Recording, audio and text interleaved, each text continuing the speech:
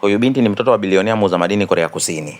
Huyu binti alijifanya maskini akaja kuomba kazi ya kujitolea kwenye kampuni ya baba yake. Kwa kuwa anatokea familia ya kishua, alikuwa hajui namna ya kufanya kazi hapa ofisini. Leo mfanyakazi mpya alikuwa anakimbia kumsaidia Bella kila anapokwama. Leo alikuwa anamfundisha Bella namna ya kutumia vifaa mbalimbali. Mazoea hapa na pale akamfanya Leo aanze kumpenda Bella. Usiku mmoja, mvua kubwa ikiwa inanyesha, Leo alimpa Bella mwamvuli wake, akaanza kukimbia akiwa amejifunika begi kichwani. Hakujua kuwa Bella atafuatwa na dereva wake. Bella alivyokuwa anarudi kwao alimuona Leo akinyeshewa na mvua. Bella alivutiwa sana na kitendo cha mshikaji kujitolea mwamvuli na kujiacha aloane. Bella alikuwa anaamini kila mwanaume anayemtaka anataka utajiri wa baba yake. Leo alikuwa hajui kama Bella ni mtoto wa kishua, kwa hiyo mapenzi ya Leo kwa Bella alikuwa ya kweli. Siku moja wafanyakazi wote walikutana kupata chakula cha usiku. Kuna meneja mmoja alikuwa hajui Bella ni mtoto wa nani, akawa anamlazimisha Bella kunywa pombe usiku ule. Leo akamkamata meneja akambamiza ukutani. Usitumie cheo chako hapa kazini vibaya. Usilazimishe mfanyakazi wako kunywa pombe. Leo akachukua pombe akanywa kwa niaba ya Bella. Wadada wote ndani ya mgahawa wakampigia makofi Leo. Bella akapata wivu.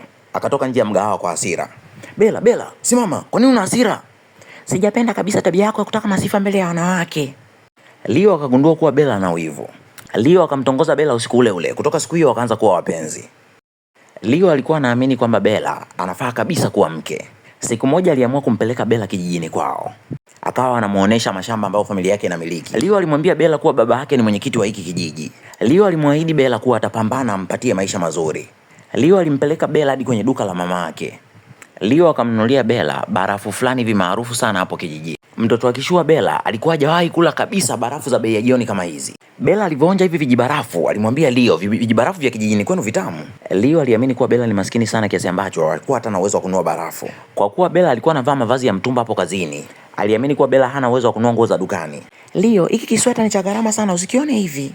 Leo akamwambia Bella kuwa amempenda bila kujali kuwa baba yake anafanya kazi gani na ana hela kiasi gani kwao. Japokuwa sasa hivi nimepanga na hifadhi hela kwa ajili ya kununua nyumba yangu. Kila mwezi na hifadhi benki milioni 2 za Kikorea. Leo ajui kuwa hicho kijimilioni 2 chake ni kihela kidogo sana kwa Bella.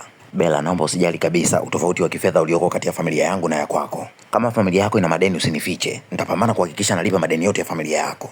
Kauli za Leo zilimfanya Bella aamini kwamba Leo ana mapenzi ya kweli. Je, Leo atafanya nini akigundua kuwa Bella ni mtoto wa kishua? Comment hapo chini kama unahitaji muendelezo.